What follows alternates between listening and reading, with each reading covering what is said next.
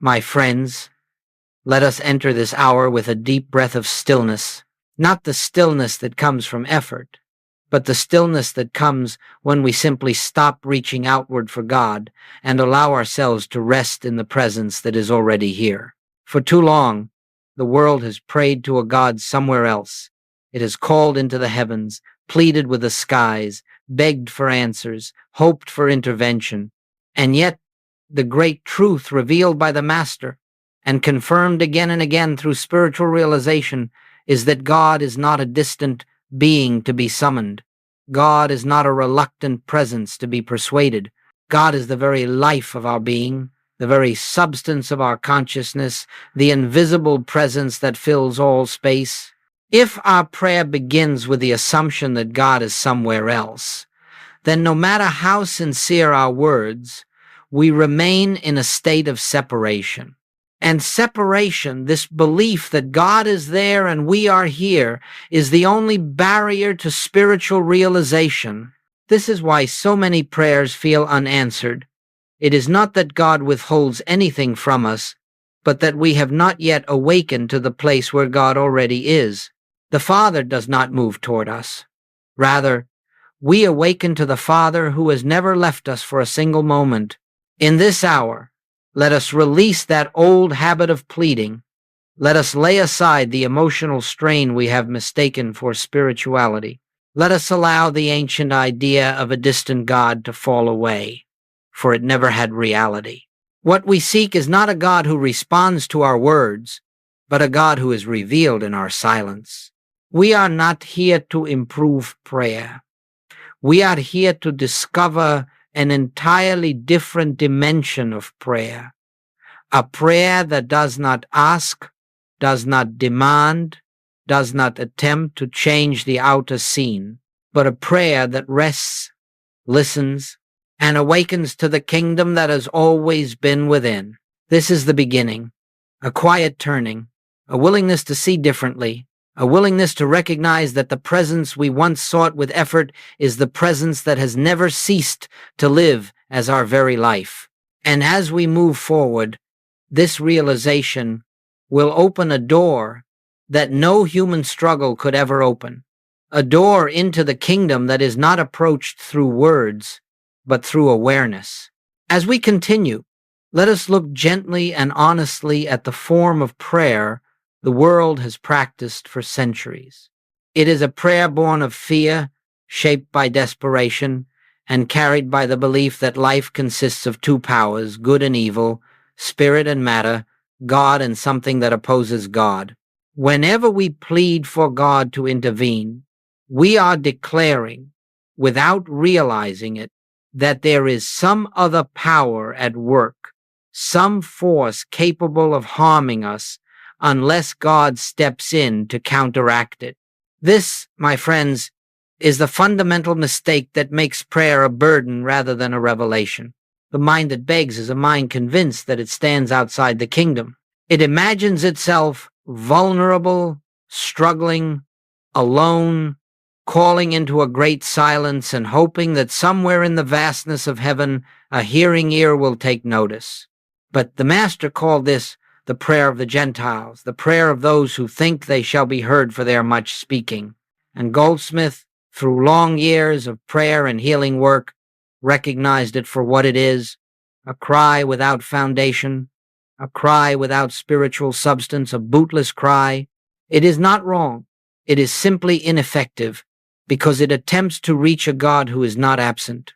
It asks for help from a presence already present. It labors to attract what cannot be separated from us. And because of this, it never brings the peace we seek. People pray with tremendous emotion. They cry out with sincerity. They repeat words with intensity. Yet beneath all of it is the hidden assumption, God is somewhere else, and I must get his attention. Let us understand this clearly. Whenever we believe we must persuade God to act, we are not praying to the infinite presence, but to an image created by human thought. The one and only God needs no persuasion. The one and only presence requires no convincing. God is not moved by our fear, nor by our volume, nor by our repetition. God is. God eternally is. When Jesus said, "Your Father knows what you need before you ask," he was not comforting us.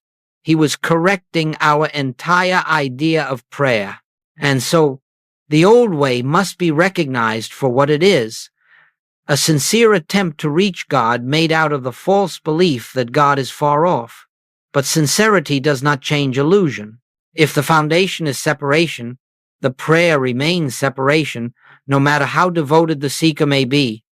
It is not the heart that is mistaken, it is the concept of God we inherited without questioning. In this moment, let us gently release the notion that God must be summoned, awakened, or convinced. Let us understand that whenever we plead, we are turning toward a God who does not exist. The one true God is not reached by supplication but by recognition. And when we grasp this, we take the first real step out of the old form of prayer and into the consciousness where prayer becomes revelation. Now let us turn to the Master's own instruction. For Jesus did not merely teach prayer, he revealed the nature of God. And if we fail to understand his revelation, we will continue speaking words into the air instead of entering the divine presence he came to unveil. When Jesus said, "Your Father knows what you need before you ask," he was not giving us comfort. He was dismantling the entire structure of human prayer. He was saying, in the clearest possible language, that God is not informed by you, is not moved by you, and is not dependent upon your request in order to act. This is why he also said, "The kingdom of God is within you." The kingdom is not attained through petition, it is realized through recognition. The Father is not somewhere beyond the clouds, nor in the distant heavens we imagine, nor seated in the sky waiting for our cries to reach some divine threshold. The Father is the very life that animates us, the very presence that breathes us, the very consciousness in which we appear. And because of this, Jesus could say, "I and the Father are one," not as a theological claim, but as a simple statement of spiritual fact. Joel Goldsmith understood this deeply. He saw that Jesus was not teaching us how to get God to act, he was teaching us how to realize that God is already acting. He was not showing us how to persuade God to come near. He was showing us how to awaken to the nearness that never leaves. Every time Jesus healed, he did so from the awareness of one presence, never two. He did not battle disease, nor confront demons, nor fight conditions. He simply recognized God as the only power, and the appearance of a second power dissolved in that recognition.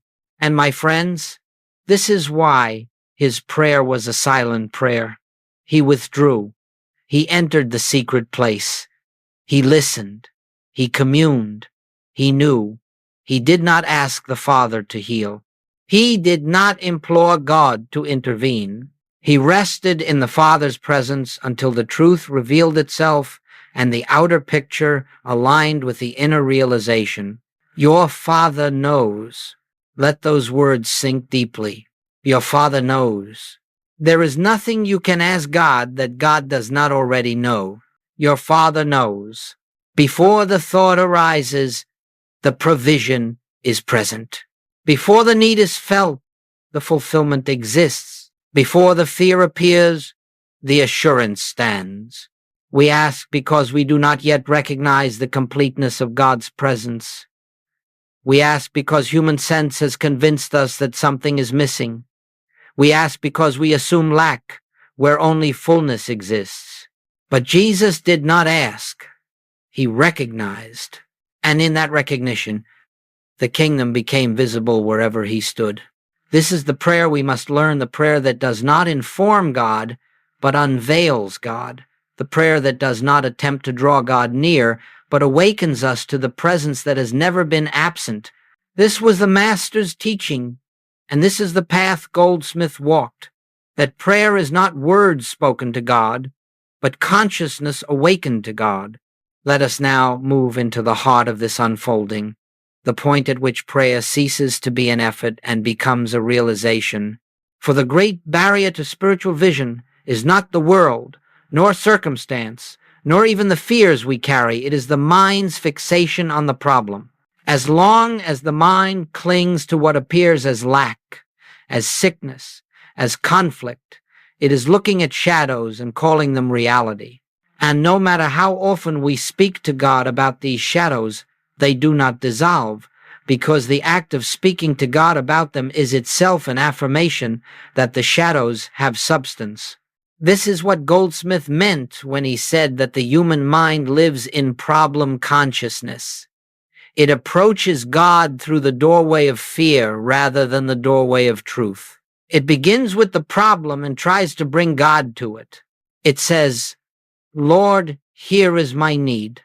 Lord, here is my pain. Lord, here is my crisis." But every such approach assumes that the problem has power, that the condition has reality, that the circumstance is something God must overcome. And the moment we give it that power, we place ourselves outside the kingdom. For the kingdom cannot be entered through fear. It cannot be entered through struggle. It cannot be entered by attempting to improve the picture that the senses present. The kingdom is realized only when the mind lets go of the appearance long enough to turn toward the invisible presence that stands behind every appearance. And so there must be a shift, a turning, a quiet surrender of attention. Instead of beginning with the problem, we begin with God. Instead of asking for change, we recognize the changeless.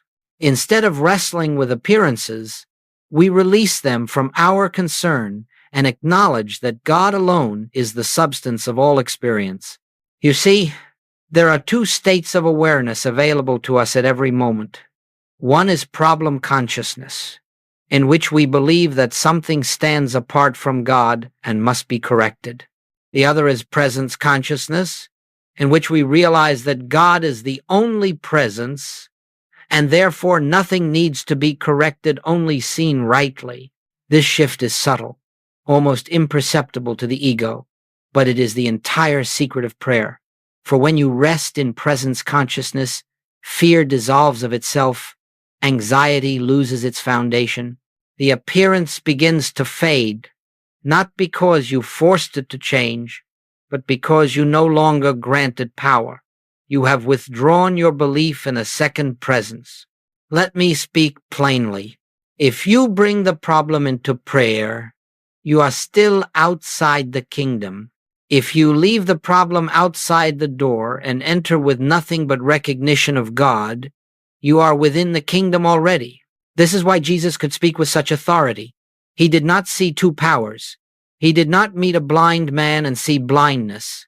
He met the presence of God and recognized it as the only reality. The blindness yielded to the vision, not because he demanded a change, but because he refused to acknowledge anything but God as the substance of the man before him. And we, too, must learn this holy shift. When a difficulty arises, our first impulse must no longer be to rush toward the difficulty, but to turn inward to the quiet center where God is already present, already complete, already the only power. In that turning, in that shift, prayer begins not as petition, but as realization. And as we learn to dwell here, the outer world begins to reflect the inner vision. The problem dissolves in the light of presence consciousness, just as darkness dissolves when the sun rises. It is not battled, it is simply outshone. Now, let us take this teaching from concept to living experience, for truth that remains only in the mind has not yet touched the heart, and spiritual realization is not an intellectual achievement, it is a state of being. So for a few moments, I invite you to lay aside the problem, the request, the agenda, the desire for any particular outcome. Let us, for this brief interval, Approach God without words, without demands, without the slightest attempt to shape what should happen next. This, my friends, is the doorway to the kingdom, inner stillness without petition. The mind will try to ask, but we do not follow it. The emotions will try to rise, but we do not cling to them. Thoughts will attempt to form prayers, but we release them gently, like a leaf drifting on water. Let us enter now into what Goldsmith called the silence of recognition, not the silence of effort, not a silence created by pushing thoughts aside, but a silence that reveals itself when we no longer chase after thought. In this silence, we are not seeking God. We are resting in God. We are not calling out to the infinite. We are allowing the infinite to reveal itself. And so we begin with a simple awareness. God is here, not coming, not arriving, not approaching from a distance. Here, right where you are, in the very space you occupy. God is the life of your life, the breath within your breath, the consciousness in which every thought appears and disappears. Do not try to feel this. Do not strain to experience anything. Simply acknowledge it as truth, just as Jesus acknowledged it. Allow the statement to stand in you. God is here. Now, notice how the mind tries to bring the problem back into the room. Notice how it tries to say, yes, but what about? And each time it does, gently let it go. We are not answering the mind. We are not reasoning with it. We are not correcting it. We are turning away from it. Rest again in that simple awareness. One presence, one power, one life, one law. There are not two powers warring within you.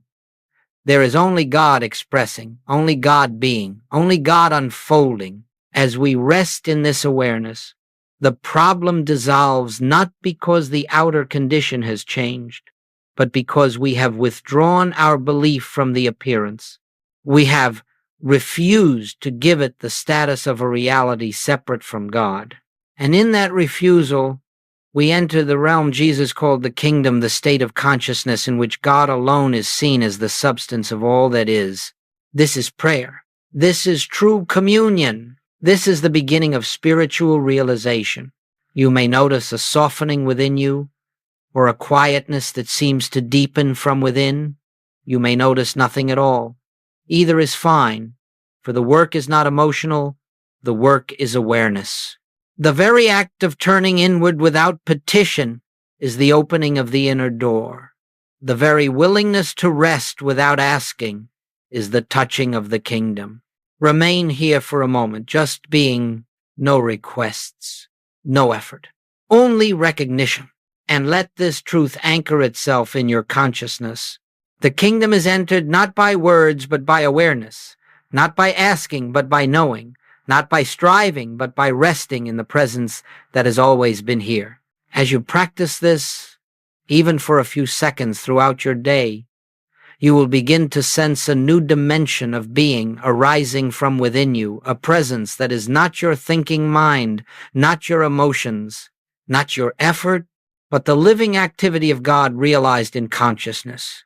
And this, beloved friends, is the first true step into kingdom conscious living. Now, having touched the silence, let us bring this awareness into the movements of daily living. For spiritual realization must not remain confined to moments of meditation. It must become the atmosphere of our entire life. The true test of this path is not how deeply we enter the silence in the quiet hour, but how consistently we return to it in the midst of activity, conflict, responsibility, and decision. For the moment we rise from meditation, the world begins presenting its appearances. A message arrives, a bill is due, a sharp word is spoken, a memory surfaces, a physical sensation makes itself known, and instantly Almost automatically, the old habit returns. We reach outward, we tense inward, we prepare to face the problem as if it possesses power of its own. This is the subtle temptation to step back into problem consciousness, to treat the appearance as something real, something powerful, something separate from God. And with that shift, our prayer becomes a plea again. We find ourselves asking, God, help me with this. God, fix this. God, change this. And without realizing it, we have stepped out of the kingdom and back into the belief of two powers. But let us understand this with great tenderness. The appearance is not the danger. The appearance is only the mirror in which we see whether we are living from the kingdom or from fear. Every circumstance that confronts us becomes an invitation. Will I see God here, or will I believe in something else? Therefore, in the midst of daily life, the practice is simple. The moment a disturbance arises before the mind begins its old reactions, you pause. Just a pause. A sacred interval in which you do not engage the appearance. And in that pause, you make a quiet recognition. God is here. Not God will be here. Not God must come here. Not God should fix this. God is here already, fully, completely. Make no attempt to correct the appearance. Make no attempt to understand it or solve it. Your work is not to heal the condition. Your work is to realize the presence. And when the presence is realized, the condition adjusts itself to the new vision. If a person confronts you harshly, do not react from the personal sense of self that feels injured or defensive. In that very moment, inwardly recognize the same presence that lives as me lives as this one. The outer behavior may still need a practical response, but the consciousness with which you respond will no longer be fear, resentment, or judgment. You will speak from the kingdom, not from the world. If a financial concern arises, resist the impulse to plead for help. Turn inward and acknowledge. Supply is not out there. The source is here, where God is. And stay in that recognition long enough for the fear to dissolve. Not because the numbers changed, but because your awareness returned to the presence. If a physical sensation troubles you, do not begin by resisting it or fearing it. Begin with the same recognition. God, the one life, fills all space, including this very body. You are not declaring something to become true. You are acknowledging what is eternally true. This practice, this turning, this recognition may take only a few seconds, but those few seconds keep you anchored in the kingdom while the world pulls at your senses. And if you do this many times throughout the day, something profound happens. The kingdom becomes your automatic response. You stop begging God because the thought to beg no longer arises. You stop fearing appearances because you no longer believe they have power. And gradually, the outer circumstances of life begin to reflect the inner atmosphere of peace. Not because you manipulated the outer world, but because you no longer live from the belief that the outer world governs you. This is the way we carry the kingdom into every moment. This is how the presence consciousness of meditation becomes the presence consciousness of living. As we walk further into this path, we must recognize that the journey into spiritual realization is not without resistance. Not the resistance of the world, not the resistance of other people, but the resistance of what Goldsmith called personal sense, the conditioned identity that believes it lives apart from God. This personal sense is not an enemy. It is simply a mental habit born of ages in which humanity believed it was separate, vulnerable, and self-sufficient. And so, when you begin to rest in the awareness of one presence, one power, one life, personal sense becomes unsettled. It cannot survive in the light of truth, and therefore it clings to the shadows. You will notice this resistance in many forms. There are moments when fear rises quickly, as if to reclaim its authority. Moments when doubt whispers, "This cannot be enough." Moments when the mind tries to drag you back to the appearance, insisting, "Deal with this first, then you can seek God." These are not signs that you are failing. These are signs that the personal self is losing its ground. Personal sense depends upon the belief in two powers. It lives by judging appearances, by reacting to circumstances, by protecting itself against imagined threats. When you begin to dwell in the awareness of one power, personal sense feels as though its identity is dissolving, and in truth, it is. But this dissolution is not death, it is liberation. The self that dissolves is not your true self, it is only the mask you have worn. So when resistance arises, understand this: nothing has gone wrong. You have not fallen from grace. You have not lost your spiritual footing. You are simply witnessing the old consciousness trying to maintain its claim upon you. It may say, "Your hurt is real. Your fear is justified. Your grievance must be preserved." But these voices are echoes, not truth. They belong to the realm of material sense, not spiritual awareness.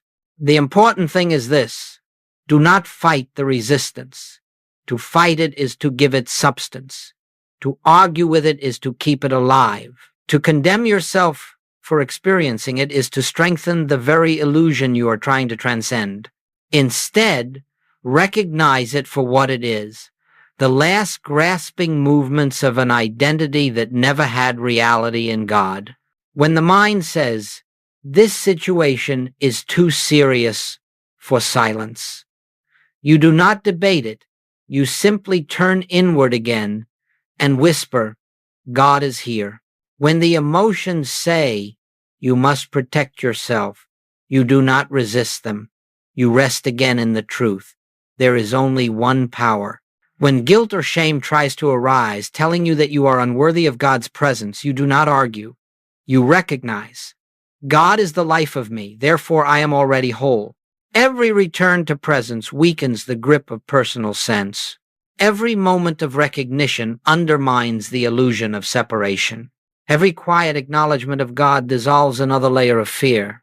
And slowly, gently, the resistance begins to fade, not because you conquered it, but because you refuse to grant it reality. You have lifted your consciousness above the plane where personal sense operates. You have entered the dimension where only God is recognized as the substance of being, and in that altitude, fear cannot breathe. In time, you will see that resistance itself becomes a teacher. Each moment of contraction becomes an invitation to return. Each moment of fear becomes a doorway into truth. Each moment of doubt becomes a reminder to rest again in the presence that never leaves. And thus, what once felt like an obstacle becomes a guide. What once felt like interference becomes instruction. What once felt like conflict becomes the very path to peace. For in the kingdom, even resistance serves your awakening. As we deepen into this practice, let us now consider what it means to live in continuous recognition, for the kingdom is not a momentary experience. It is not something we enter for 5 minutes in meditation and then abandon as we return to the world. The kingdom is a state of consciousness, an inner atmosphere, a way of seeing that accompanies us everywhere, into the home, into the workplace, into conversations, into silence, into conflict, into rest. And the great secret is this: it is not sustained by effort, it is sustained by remembrance. In the beginning, recognition feels deliberate. You pause intentionally. You turn within. You remind yourself.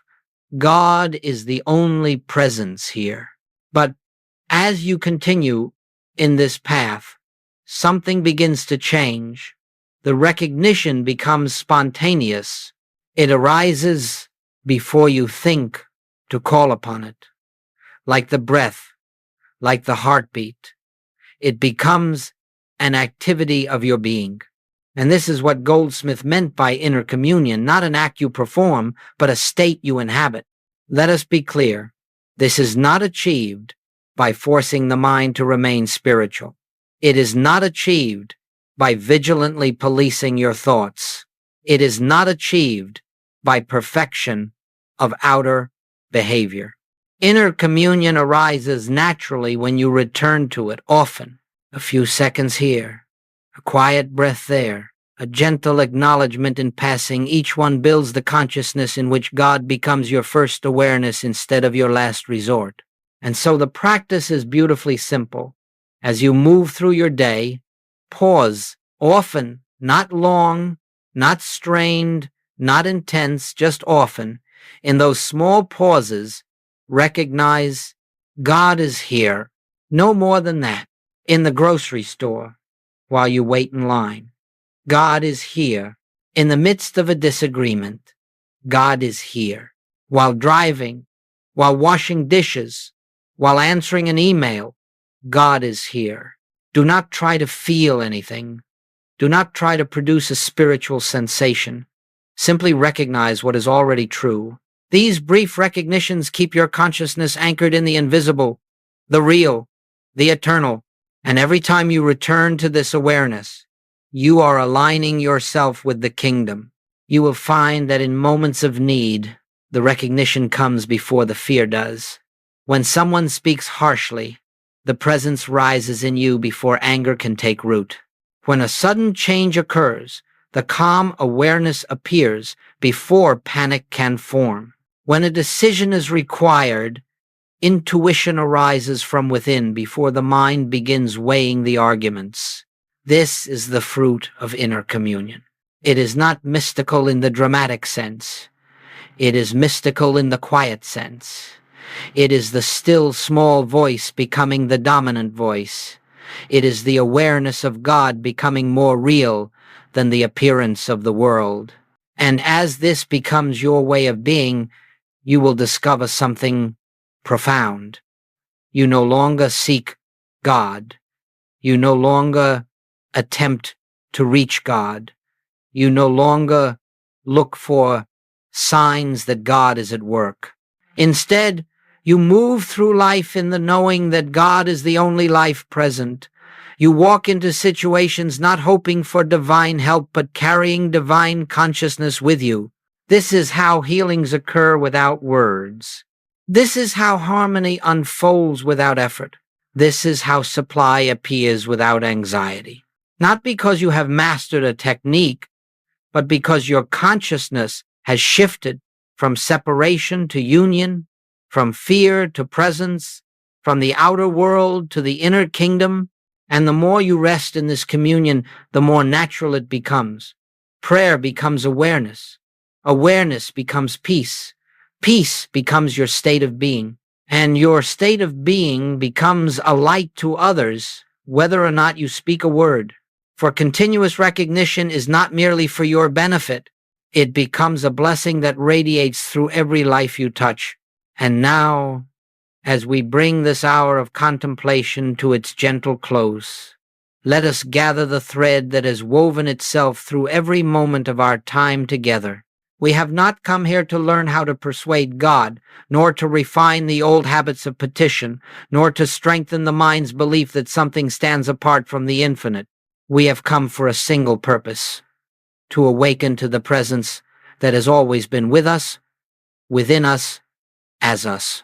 The presence that requires no voice to hear, no distance to travel, no ritual to awaken.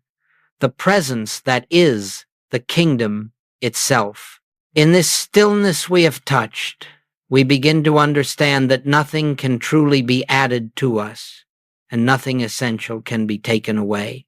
The Father knows, the Father is, and the Father, this infinite boundless presence is closer than breath, nearer than thought, more intimate than our own sense of self. When we rest in this awareness, prayer ceases to be something we perform and becomes something we live. Prayer becomes realization, realization becomes communion, and communion becomes our way of being in the world. Do not think that you must maintain this perfectly.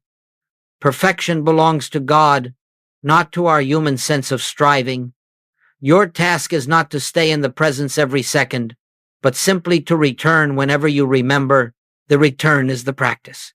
The return is the victory. The return is the awakening. Each gentle turning inward builds the consciousness in which fear subsides, appearances lose their authority, and God becomes the foundation of your perception. As you leave this moment and re-enter the activities of the day, carry with you one simple truth. God is here. Let it meet you in the doorway. Let it rise in you at the sound of a phone call. Let it rest upon you in moments of silence. Let it stand with you when the world presents its appearances. And each time you recognize it, you are not calling forth something new, you are remembering something eternal. This is the great call. Remain in the presence. Return to the present. Rest in the presence. For in this resting, the kingdom becomes visible, and the life you live becomes the life of God expressed. May each moment ahead be a moment of quiet recognition, and may this recognition reveal to you what has always been so. You are never separate. You are never alone. You are never without the fullness of God's infinite being.